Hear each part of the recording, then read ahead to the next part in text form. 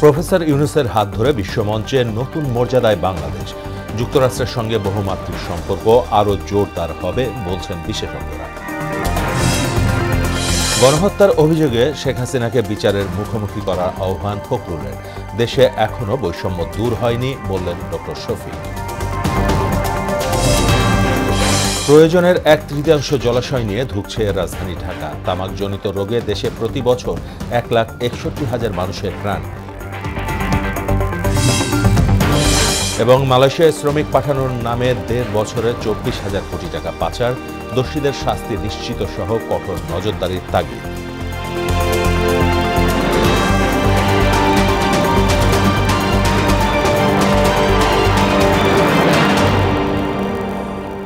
আসসালামু আলাইকুম, সবাইকে মোহনা সংবাদে স্বাগত। শুনছিলেন শিরোনাম, সঙ্গে আছি মাহমুদ হোসেন। এবার বিস্তারিত। অন্তর্বর্তী সরকারের প্রধান ডক্টর মোহাম্মদ ইউনূসের হাত ধরে বিশ্বমঞ্চে নতুন এক মর্যাদায় আসীন হল বাংলাদেশ। প্রধান উপদেষ্টার প্রেস সচিব শফিকুল আলমের মতে, জাতিসংঘ সাধারণ পরিষদের অধিবেশনে যোগ দেয়া বাংলাদেশের যে কোনো সরকার প্রধানের চেয়ে এটি সবচেয়ে সফলতম সফর। বিশেষজ্ঞরা বলছেন, প্রফেসর ইউনূসের সঙ্গে জো বাইডেনের বৈঠকের মাধ্যমে যুক্তরাষ্ট্র বাংলাদেশ বহুমাত্রিক সম্পর্ক আরও জোরদার হবে। রেজা খান জানাচ্ছেন বিস্তারিত। 1974 সালের সেপ্টেম্বর মাসে জাতিসংঘের 29তম অধিবেশনে শুরু হয় বাংলাদেশের পথচলা। সময়ের হিসাবে সদস্যপদ প্রাপ্তির 50 বছর পূর্ণ হল বাংলাদেশের। এবারের অধিবেশনে বাংলাদেশের পক্ষ থেকে যোগ দেন অন্তর্বর্তী সরকারের প্রধান উপদেষ্টা ডক্টর মোহাম্মদ ইউনূস। মাত্র 4 দিনের সফরকালে যুক্তরাষ্ট্রের প্রেসিডেন্ট জো বাইডেন, কানাডার প্রধানমন্ত্রী জাস্টিন ট্রুডো, ইতালির প্রধানমন্ত্রী জর্জিয়া মেলোনি, পাকিস্তানের প্রধানমন্ত্রী শেহবাজ শরীফ সহ 12টি দেশের রাষ্ট্র ও সরকার প্রধানের সঙ্গে বৈঠক করেছেন ডক্টর মোহাম্মদ ইউনূস। এছাড়াও বিশ্বব্যাংক ও IMF প্রেসিডেন্ট সহ কয়েকটি আন্তর্জাতিক সংস্থার প্রধানের সঙ্গেও বৈঠক করেন তিনি। অংশ নিয়েছেন সাধারণ পরিষদের অধিবেশন সহ 40টি উচ্চ পর্যায়ের বৈঠকে। এর মধ্যে যেটি সবার দৃষ্টি কেড়েছে তা হল মার্কিন প্রেসিডেন্ট জো বাইডেনের সঙ্গে বৈঠক। জাতিসংঘ সাধারণ পরিষদের অধিবেশনের ফাঁকে আনুষ্ঠানিক বৈঠকের খুব একটা দৃষ্টান্ত না থাকলেও ডক্টর ইউনূসকে বুকে টেনে নেন প্রেসিডেন্ট বাইডেন। রাষ্ট্র সংস্কারে ডক্টর ইউনূসের সরকারকে পূর্ণ সমর্থন ব্যক্ত করেন তিনি। জাতিসংঘের স্থায়ী মিশনের কূটনীতিকরা বলেছেন, অধিবেশনের ফাঁকে কোনো রাষ্ট্র বা সরকার প্রধানের সঙ্গে মার্কিন প্রেসিডেন্টের এমন বৈঠক বিরল ঘটনা। আমেরিকার সাথে আমাদের কিন্তু বহুমাত্রিক সম্পর্ক। রাজনৈতিক হলে একটা ধাপ, অন্য ধাপে কিন্তু সম্পর্ক চলাচলে, এমনকি পিপল টু পিপল যে সম্পর্ক, সেটা কিন্তু নষ্ট হয়নি। জাতিসংঘ অধিবেশনের আগে রোহিঙ্গা সংকট, পাচারকৃত অর্থ ফেরত আনা সহ বেশ কিছু গুরুত্বপূর্ণ বিষয়ে যুক্তরাষ্ট্র এবং যুক্তরাজ্যের মন্ত্রীদের সঙ্গে বৈঠক করেন প্রফেসর ইউনূস। জ্বালানি, বাণিজ্য এবং অর্থনৈতিক সহযোগিতা জোরদার করতে নেপাল, মালদ্বীপ এবং পাকিস্তানের সরকার ও রাষ্ট্রপ্রধানদের সঙ্গে বৈঠক করেছেন তিনি। স্পেসিফিক আমাদের দেখা দরকার যে কোন খাতে সম্পর্কটা বাড়বে, এখানে কি ইনভেস্টমেন্ট বাড়বে কিনা, কোন সেক্টরে যেটা জনগণ লাভবান হবে। জাতিসংঘ অধিবেশনে দেয়া ভাষণে বাংলাদেশের সাম্প্রতিক অভ্যুত্থানের চিত্র তুলে ধরেন প্রফেসর ইউনূস। প্রধান উপদেষ্টার প্রেস সচিব শফিকুল আলম বলছেন, জাতিসংঘ সাধারণ পরিষদের অধিবেশনে যোগ দেয়া বাংলাদেশের যে কোনো সরকার প্রধানের চেয়ে এটি সফলতম সফর। ইনভেস্টের পরিবেশ আমরা তৈরি করব, স্যারের মেসেজটা এটা। রেজা খান, মোহনা সংবাদ, ঢাকা। দেশে ডেঙ্গু আক্রান্ত হয়ে গত 24 ঘন্টায় আরও 7 জনের মৃত্যু হয়েছে, যা চলতি বছর একদিনে সর্বোচ্চ মৃত্যু। একদিনে হাসপাতালে ভর্তি হয়েছেন আরও 860 জন ডেঙ্গু রোগী। শনিবার স্বাস্থ্য অধিদপ্তরের এক সংবাদ বিজ্ঞপ্তিতে এ তথ্য জানানো হয়েছে। চলতি মাসের 28 দিনে ডেঙ্গুতে আক্রান্ত হয়ে 67 জনের মৃত্যু হলো। এ বছরে এখন পর্যন্ত ডেঙ্গুতে মৃত্যু হয়েছে 150 জনের, আর এ সময়ে মোট রোগী শনাক্ত হয়েছে 15,724 জন। হাসপাতালে ভর্তিদের মধ্যে ঢাকা উত্তর সিটিতে 195 ও ঢাকা দক্ষিণ সিটিতে 181 জন, বাকিরা অন্যান্য জেলার। ডেঙ্গু থেকে বাঁচতে সবাইকে সচেতন হওয়ার পরামর্শ দিয়েছেন চিকিৎসকরা। গণহত্যার অভিযোগে শেখ হাসিনাকে দেশে ফিরিয়ে এনে বিচারের মুখোমুখি করতে অন্তর্বর্তী সরকারের প্রতি আহ্বান জানিয়েছেন বিএনপি মহাসচিব মির্জা ফখরুল ইসলাম আলমগীর। অবিলম্বে হাসিনাকে ফেরত পাঠাতে ভারতকে চিঠি দেয়ার দাবিও জানান তিনি। এদিকে বিএনপির সিনিয়র যুগ্ম মহাসচিব রুহুল কবির রিজভী বলেছেন, প্রশাসনে আওয়ামী লীগ সরকারের দোসরদের রেখে কোনোভাবেই রাষ্ট্র সংস্কার সম্ভব নয়। আতিকুর রহমান আমিনের সহযোগিতায় আরও জানাচ্ছেন হুমায়ুন কবির। পোশাক কারখানা, ওষুধ শিল্প ও বিভিন্ন প্রতিষ্ঠানে দুষ্কৃতিকারীদের বিশৃঙ্খলা প্রতিরোধের পাশাপাশি কর্মচারীদের নিয়মিত বেতন পরিশোধের দাবিতে কোনাবাড়ী ডিগ্রি কলেজ মাঠে শ্রমিক সমাবেশের আয়োজন করে গাজীপুর জেলা ও মহানগর শ্রমিক দল। এতে অংশ নেন বিএনপি মহাসচিব মির্জা ফখরুল ইসলাম আলমগীর। প্রধান অতিথির বক্তব্যে তিনি অভিযোগ করেন, ক্ষমতা ধরে রাখতে শেখ হাসিনা রাষ্ট্র ব্যবস্থাকে ধ্বংস করেছে। নির্বিচারে গুম খুনের জন্য তার বিচারও দাবি করেন বিএনপি মহাসচিব। গণহত্যা যে করেছে তাকে জায়গা দেবেন না, যে আমাদের বাংলাদেশে গণতন্ত্র ধ্বংস করেছে, মানুষকে খুন করেছে এবং অনেক গণহত্যার আসামি হয়ে বর্তমানে যেমন অন্তর্বর্তীকালীন সরকার আছে, তার কাছে আহ্বান জানাবো, আপনারা অবিলম্বে গণহত্যাকারী, দেশ ধ্বংসকারী, রাষ্ট্রবিরোধী, গণতন্ত্র বিরোধী শেখ হাসিনাকে দেশে ফিরিয়ে এনেছে অভিযোগগুলোর ভিত্তিতে বিচারের দাবিতে ভারতের কাছে চিঠি দেন তাকে ফেরত দেওয়ার জন্য। দ্রুত সংস্কার শেষ করে নির্বাচন আয়োজন করতে অন্তর্বর্তী সরকারের প্রতি আহ্বানও জানান মির্জা ফখরুল। আওয়ামী লীগ যে জঞ্জাল সৃষ্টি করেছে 15-16 বছরে, এই জঞ্জালগুলোকে দূর করে দিয়ে একটা পরিবেশ তৈরি করেন যেখানে সমস্ত রাজনৈতিক দলগুলো তারা একটা নির্বাচন করতে পারবে এবং অবাধ সুষ্ঠু নির্বাচন হবে। এদিকে রাজধানীর দক্ষিণখানে বৈষম্য বিরোধী ছাত্র আন্দোলনে পুলিশের গুলিতে নিহত জাহিদুজ্জামান তানবিনের স্মরণ সভায় অংশ নেন বিএনপির সিনিয়র যুগ্ম মহাসচিব রুহুল কবির রিজভী। তিনি বলেন, যাদের হাত নিরীহ ছাত্র জনতার রক্তে রঞ্জিত, তাদের বিচার না হলে শহীদদের আত্মা শান্তি পাবে না। যারা তানভীরের হত্যাকারী, ফৈয়াদের হত্যাকারী, আবু সাইদের হত্যাকারী, মুগ্ধর হত্যাকারী, তাদের বিচার ছাড়া কোন সংস্কার কি বাস্তবায়ন হতে পারে? এটা তো হতে পারে না। তো সেই বিচারের কি হলো? এখনো তো অবলীলায় তারা ভিতরে ভিতরে নানাভাবে অবস্থান করছেন। এখনো প্রশাসনের বিভিন্ন জায়গায় আওয়ামী পেতাত্তারা ঘাপটি মেরে আছে বলে অভিযোগ করেন বিএনপির এই মুখপাত্র। তারা মাঝে মাঝেই নিজেদের মাথা বিষাক্ত সাপের মতো ফনা তোলার চেষ্টা করছে এবং বিভিন্ন জায়গায় তারা সবল মারার চেষ্টা করছে। হুমায়ুন কবির, মোহনা সংবাদ। আবেগের বশে জাতির প্রত্যাশার বাইরে কাজ না করতে অন্তর্বর্তী সরকারের প্রতি আহ্বান জানিয়েছেন জামায়াতে ইসলামের আমির ডাক্তার শফিকুর রহমান। দেশে এখনও বৈষম্য দূর হয়নি বলেও মন্তব্য করেন তিনি। শনিবার চুয়াডাঙ্গা ও পাবনায় দুটি অনুষ্ঠানে তিনি এসব কথা বলেন। প্রতিনিধিদের তথ্যে আরও জানাচ্ছেন আফরিন পপি। পাবনায় জামায়াতে ইসলামীর ষান্মাসিক রুকন সম্মেলনে বক্তব্য দেন দলের আমির ডাক্তার শফিকুর রহমান। বক্তব্যে তিনি বলেন, ছাত্র জনতার আন্দোলন ছিল বৈষম্যের বিরুদ্ধে, তাই 5 আগস্টের বৈপ্লবিক চেতনাকে ধারণ করে রাষ্ট্র বিনির্মাণে সবাইকে কাজ করতে হবে। এই আন্দোলন ছিল জুলুম, বঞ্চনা এবং বৈষম্যের বিরুদ্ধে। নিজেদের পাল্টানোর পর জামায়াতে ইসলামীর প্রতিটা সদস্য দেশের জন্য কাজ করবে বলেও জানান তিনি। জামায়াতে ইসলামের প্রত্যেকটি রুকন আগে নিজেকে পাল্টাবে, তারপরে এই দেশ এবং সমাজকে পাল্টাবে ইনশাআল্লাহ। আপনাদের দিকে চেয়ে আছে বাংলাদেশ। আমাদের বিরুদ্ধে হাজার ষড়যন্ত্র অপপ্রচার করা হয়েছে। এর আগে চুয়াডাঙ্গা জেলা জামায়াত আয়োজিত এক সমাবেশে বক্তব্য দেন ডাক্তার শফিকুর রহমান। বিভক্তি ভুলে ঐক্যবদ্ধ সমাজ গড়তে সবার প্রতি আহ্বান জানান তিনি। আল্লাহ আমাদের মধ্যে উলফত, মহব্বত, কুওয়াত এবং দুনিয়ার মাসুসাই নিয়ামত দান। এই পারস্পরিক ক্ষমা, ভালোবাসার ভিত্তিতে আসুন। তিলে তিলে জ্বলে জ্বলে যারা আল্লাহর কাছে পৌঁছে যান তারাই খাঁটি সুখ। এটি আমাদের একটা অর্জন।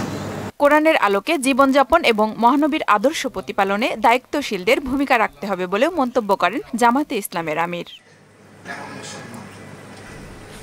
আফরিন পপি, মোহনা সংবাদ। এ যাবৎ রাজনীতিবিদদের কাছে ছাত্রদের আশা আকাঙ্ক্ষার প্রতিফলন ঘটেনি বলে জানিয়েছেন শিক্ষার্থীরা। শনিবার ঢাকা বিশ্ববিদ্যালয়ের ডিবেটিং সোসাইটির উদ্যোগে ছাত্র জনতার বিপ্লবের প্রেক্ষাপটে ছাত্র রাজনীতির ভবিষ্যৎ নিয়ে এক বিতর্ক প্রতিযোগিতায় একথা বলেন তারা। ছাত্র রাজনীতি থাকবে কিনা তা নিয়ে বিশ্ববিদ্যালয় প্রশাসনকে শক্তিশালী করলেই সব সমস্যা সমাধান সম্ভব বলে জানান তারা। অপরপক্ষের বক্তারা ছাত্ররা রাজনীতিতে থাকলেও তা নির্ধারণের দায়িত্ব শিক্ষার্থীদের কিনা সে প্রশ্ন রাখেন। ছাত্রদের যে দায়িত্ব বা রেসপন্সিবিলিটি, যে তারা আসলে পড়ালেখা করবে, তারা দেশের গবেষণা করবে কিংবা অন্যান্য বিষয়গুলো নিয়ে চিন্তা করবে, সেই সুযোগটা আমরা দিচ্ছি না। আমাদেরকে বারবার গত 15 বছরের কথা বলা হচ্ছে। আমরা জানি যে গত 15 বছর স্বৈরাচার ছিল, এখানে কোনো রাজনীতি ছিল না, এখানে বিরাজনীতি হয়েছে। ছাত্র রাজনীতি হয় তারা ছাত্রকে কেন্দ্র করে হবে, শিক্ষার্থীদেরকে কেন্দ্র করে হবে। তা হয় কি? তা হয় না। কিন্তু আমরা দেখি যে ভ্যানগার্ড হয়, আপার কমিটি হয়, আবার হচ্ছে অন্য দলের যারা আছে তাদের ভ্যানগার্ড হয়, অমুকের ভ্যানগার্ড হয়, তমুকের ভ্যানগার্ড হয়। ছাত্র রাজনীতি আপনি করতে আসছেন, আপনি অমুকের তমুকের ভ্যানগার্ড কেন? আপনি শিক্ষার্থীদের ভ্যানগার্ড হবেন রে ভাই, তাহলে না জিনিসটা কাজ করবে। প্রয়োজনের তুলনায় মাত্র 1/3 জলাশয় নিয়ে ধুঁকছে রাজধানী ঢাকা। নগরীর মোট আয়তনের 10 থেকে 15% জলাশয় থাকার কথা থাকলেও আছে মাত্র 3%। এতে বিষিয়ে উঠেছে পরিবেশ, নেতিবাচক প্রভাব পড়ছে মানব স্বাস্থ্যে। সংকট সমাধানে 19টি প্রকল্পের প্রস্তাব করেছে জাতিসংঘ। জলাশয় উদ্ধারে শিগগিরই ব্লু নেটওয়ার্কের ঘোষণা দিয়েছেন পরিবেশ, বন ও জলবায়ু পরিবর্তন উপদেষ্টা সৈয়দা রিজওয়ানা হাসান। আরও জানাচ্ছেন উষা ফেরদৌস। 1985 সাল থেকে 4 দশকে হারিয়ে গেছে ঢাকার 10,000 হেক্টরের বেশি জলাভূমি, খাল ও নিম্নাঞ্চল। কংক্রিটের চাপে রাজধানী ঢাকা থেকে বিলুপ্ত হয়েছে তাবৎ প্রাকৃতিক সৌন্দর্য ও ঐশ্বর্য। পরিবেশ প্রতিবেশ ধ্বংস করার মাধ্যমে বিশ্বের 173টি শহরের মধ্যে বাসযোগ্য নগরীর তালিকায় 168তম রাজধানী ঢাকা। সংকট মোকাবেলা ইউএনডিপির উদ্যোগে centre for environmental and geographical information services CEGIS 100 বছরের ঢাকার ধ্বংস হয়ে যাওয়া পরিবেশ প্রতিবেশ পুনরুদ্ধারে 19টি প্রকল্প প্রস্তাব করে। ঢাকায় 45টা ডেজিগনেটেড খাল ছিল, যার মধ্যে বর্তমানে আছে হলো 26টা। আলোচকরা বলেন, 1 শতাব্দী আগের অবস্থানে কখনো ফিরে যাওয়া সম্ভব না হলেও ক্ষত কিছুটা হলেও সারানো সম্ভব। ভবিষ্যতের যে বিল্ডিংগুলো হবে, সেই বিল্ডিংগুলোতে পরিবেশের দিকগুলো যেমন আছে, যেমন যত কাঠা মানে প্লট হবে অন্তত ততগুলো গাছ যেন লাগাতে পারি। 133 থেকে 78টা প্রজাতির বাকি হয়ে গেছে। প্রধান অতিথির বক্তব্যে পরিবেশ, বন ও জলবায়ু পরিবর্তন উপদেষ্টা সৈয়দা রিজওয়ানা হাসান বলেন, ঢাকার খাল জলাশয়ের সংখ্যা নিরূপণের পর সঠিক ব্যবস্থাপনার আওতায় আনা হবে। 53 বছরে যেটাকে আমরা পরিকল্পিত উপায়ে অপরিকল্পিত উপায়ে আইনের প্রয়োগ না করে একেবারে অবসবাসযোগ্য করে দিয়েছি, সেটাকে বাসযোগ্য করাটা সহজ বা এই 1, 2, 3, 4 বছরের 5 বছরের সম্ভব তা কিন্তু আমি কোনোভাবেই মনে করছি না। কি করে একটা ব্লু নেটওয়ার্কের প্ল্যান আমরা করে ফেলতে পারি, সেটা আমাদের দ্রুততম সময়ের মধ্যে করার দরকার। পরিবেশ প্রতিবেশ রক্ষায় জনগণকেও সম্পৃক্ত করার পক্ষে মত দেন তিনি। একটা খালি যদি আমার 700 কোটি টাকা যায়। উষা ফেরদৌস, মোহনা সংবাদ, ঢাকা। সেনা কর্মকর্তা তানজিম সারোয়ার হত্যা মামলার আরও 2 আসামিকে গ্রেপ্তার করেছে যৌথ বাহিনী। শনিবার ভোরে কক্সবাজারের চকরিয়ার কাহারিয়া ঘোনা এলাকা থেকে 2টি দেশীয় তৈরি আগ্নেয়াস্ত্র ও 3 রাউন্ড গুলিসহ তাদের গ্রেপ্তার করা হয়। এরা হলেন চকরিয়া ডুলাহাজারা ইউনিয়নের রিজার্ভপাড়া এলাকার নাসির উদ্দিন ও ডুলাহাজারা মাইজপাড়া এলাকার এনামুল হক। প্রাথমিক জিজ্ঞাসাবাদে তারা হত্যাকাণ্ডে সরাসরি জড়িত থাকার কথা স্বীকার করেছে। ধৃতদের চকরিয়া থানায় হস্তান্তর করা হয়েছে। মালয়েশিয়ায় শ্রমিক পাঠানোর নামে হাজার হাজার কোটি টাকা লুটপাট হয়েছে। সীমাহীন অনিয়ম আর দুর্নীতির মাধ্যমে মাত্র 1.5 বছরে একটি চক্র প্রায় 24,000 কোটি টাকা দেশ থেকে পাচার করেছে বলে অভিযোগ আছে। অভিবাসন সংশ্লিষ্টরা বলছেন, দোষীদের শাস্তি প্রদানের পাশাপাশি কঠোর নজরদারির কোনো বিকল্প নেই। আরও জানাচ্ছেন তানজিদ ভুইয়া। দেশের অর্থনীতির অন্যতম চালিকা শক্তি জনশক্তির রপ্তানি হুমকিতে পড়েছে সিন্ডিকেটের কারণে। গত 1.5 বছরে সাবেক প্রবাসী কল্যাণমন্ত্রী ইমরান আহমেদের নেতৃত্বে অপ্রতিরোধ হয়ে উঠে চক্রটি। মাথাপিছু 78,000 টাকা খরচে শ্রমিক নেয়ার কথা থাকলেও এ সিন্ডিকেট আদায় করত 5 থেকে 6 লাখ টাকা।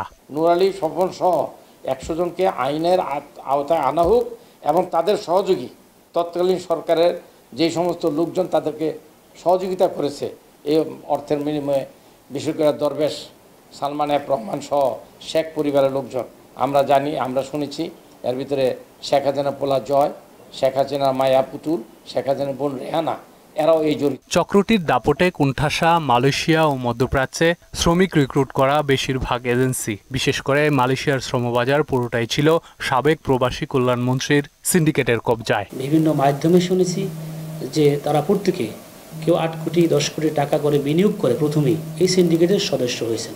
এই চক্রের বিভিন্ন মাধ্যমে পত্রপত্রিকার মাধ্যমে আমরা জানতে পেরেছি। বাট ব্যবসাটা সকলের জন্য হওয়া উচিত, কোনো একটা গোষ্ঠীর জন্য, কোনো একটা দলের জন্য, কোনো একটা গ্রুপের জন্য ব্যবসা করবে আর কেউ করতে পারবে না, কম্পিটিশন অ্যাক্ট অনুযায়ীও এটা কোথাও নাই। মাননীয় সরকার প্রধানের কাছে, সরকারের কাছে আমি আমার সকল নিরাপত্তার আবেদন করতেছি। সিন্ডিকেটের কাছে অসহায় জনশক্তি রপ্তানি ব্যুরোর কর্মকর্তারা। সরকারের উচ্চ পর্যায়ের নজরদারি ছাড়া এ থেকে পরিত্রাণের উপায় নেই বলে মনে করেন তারা। আইডেন্টিফাই করে এটাকে মানে অ্যাওয়ারনেস বিল্ড আপ করে ট্রেনিং দিয়ে এটা কাজ করতে হবে। কারণ আমার যে নিরীহ কর্মী যারা আছে গ্রামে গঞ্জে, যারা বিদেশে যেতে চায়, তারা কিন্তু তাদের এলাকার ব্রোকারদেরকে বেশি পছন্দ করে। সংশ্লিষ্টরা জানান, শ্রমবাজার সিন্ডিকেটে আছে বাংলাদেশ ও মালয়েশিয়ার একদল দালাল। এদের দমন করা না গেলে একটা সময়ে হুমকিতে পড়বে জনশক্তি রপ্তানি। ডিসিশন মেকিং স্টেজেই ওরা বুঝতে পারবে যে আমার এই টাকা দিয়ে যাওয়া যাবে কি যাবে না। তানজিদ ভুইয়া, মোহনা সংবাদ, ঢাকা। প্রতি বছর গড়ে 1,61,000 মানুষ তামাকজনিত রোগে প্রাণ হারাচ্ছে। বর্তমানে তামাকে আসক্তি আছে এমন প্রাপ্তবয়স্ক মানুষের সংখ্যা প্রায় 4.25 কোটি। কর্মক্ষেত্র সহ পাবলিক প্লেস ও গণপরিবহনে পরোক্ষ ধূমপানের শিকার হয় 3,84,00,000 জন।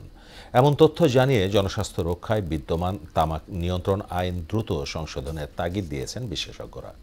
শামীমুজ্জামান চৌধুরীর রিপোর্ট।